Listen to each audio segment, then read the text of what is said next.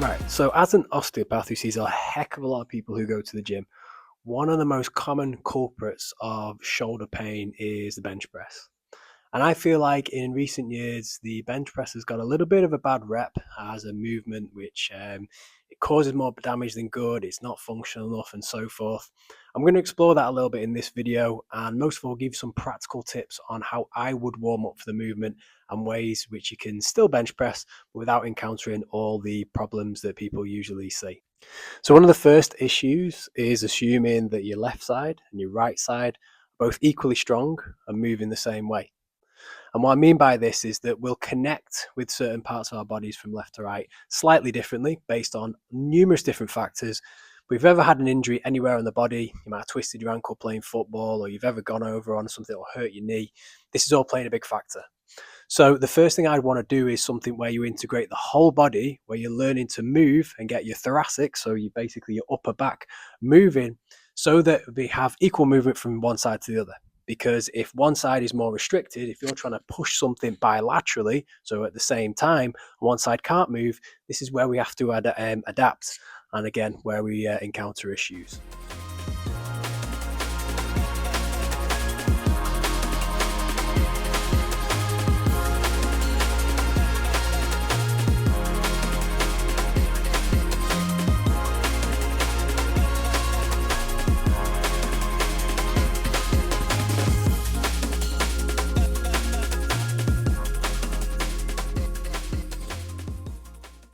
So the main thing is with movements like this is to get a feel for how your feet, your hips stabilize your torso, so your rib cage, as you move around it with your arms. And the great things about these movements is that you're learning that full body stability, but also the fact that as you're moving, you're getting some rotation in the neck and movement through the upper back and rhomboids, and especially through the anterior chain at the front. So basically through the neck here and then into the sternum.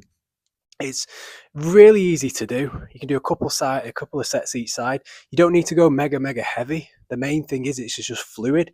And if one side feels uncoordinated, like you can't do it with the same strength or timing, that's an indication that you need to do that first. And it's why you may have encountered problems in the bench press, or why you're not as strong on one side in comparison to the other. So the next thing I'll do once I've got the body moving with the cables is some form of rolling pattern. And the reason for this is that it helps you integrate your serratus anterior, so a muscle that goes through the scapula, or attaches on the scapula and comes onto the rib cage here. And again, being able to really recruit that and shorten it and mimic that pressing motion.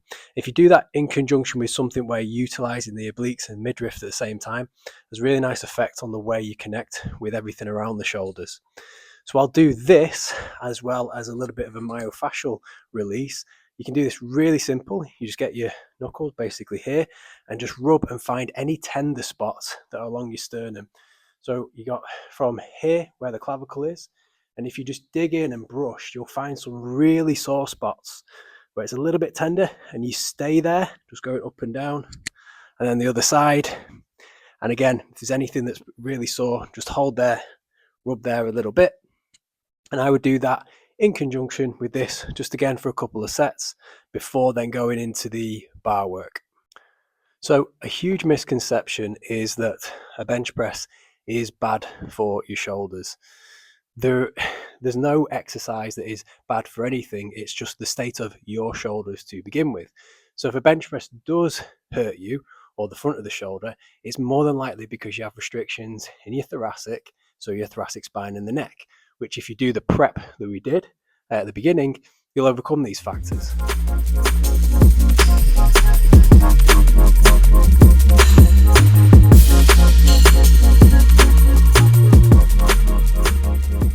So a movement I like to do in between, or something that's going to highlight the connection of the upper body and lower body, is to basically open up your stance like this, so you can really open up the adductors and just rotate away. So you have your knee stable here, and you really open up like this. Now this is a really good movement to do in between sets, because what you're doing is by firing up the glute on this side and keeping this knee stable and opening up through this shoulder, is that you're lengthening the myofascial chain that connects this part of the body to the chest. And you'll be surprised at how much that's the limiting factor when it comes to being able to move your shoulders properly. Another reason why I think the bench press is very misunderstood is because people utilize it in the wrong way. You have a bench press for power and strength. You have a bench press for muscle development, and they should be approached in very, very different ways. When it becomes for power and strength, you want to control the eccentric, where you're just getting it to a good spot in your chest and looking to drive the bar up with as much force as possibly can. So you're moving the bar with speed. Imagine you're pushing someone off you, or you're trying to move it quickly as you can. This is a very good way of indicating force production, whereas when people are trying to build muscle specifically, you want to do the opposite, where you're slowly lowering down, focusing a lot more on the eccentric, and then contracting and squeezing with a slower concentric. So in other words, you can really feel the muscle contracting on the way up. Now, when you do this, you're going to fatigue yourself a lot faster. So it's very good for muscle development hypertrophy, but it's not good in terms of how much weight you can use. If I was to do it that way, I'd use a lot less, probably 20 or 30 kilos less if I was training for pure muscle hypertrophy.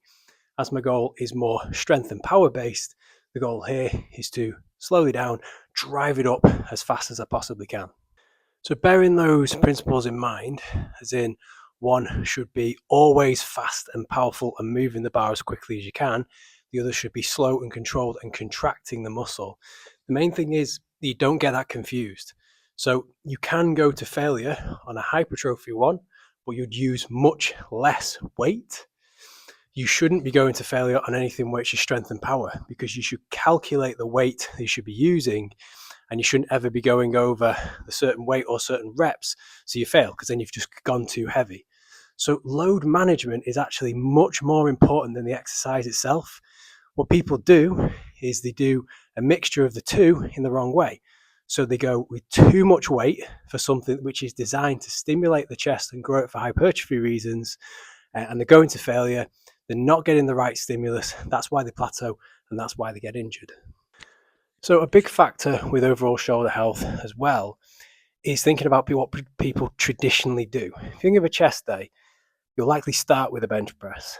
Then afterwards, you may do dumbbell bench press, chest flies, machine, dips. If you do all those things, your chest and shoulder joint is going to be massively fatigued. So again, it's not necessarily that it's the bench press that's the problem, it's what you do afterwards. For good health and for good shoulder movement, I would then go on to something which doesn't stimulate the chest next, but instead does something that decompresses the socket or strengthens the back. So in other words, just a rear delt fly or anything that's working on the shoulders. It could be something as simple as a lateral raise as well.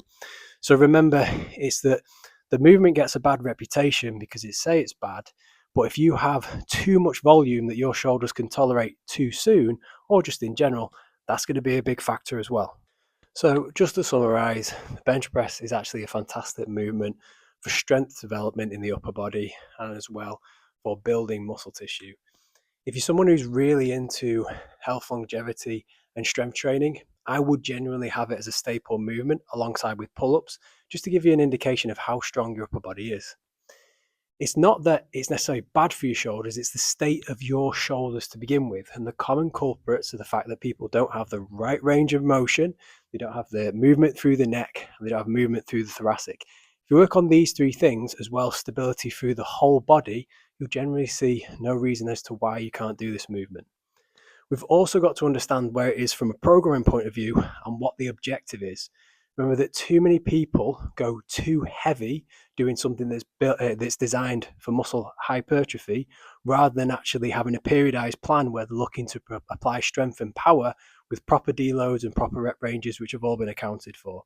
So it's the programming of things, again, not the movement that's the issue.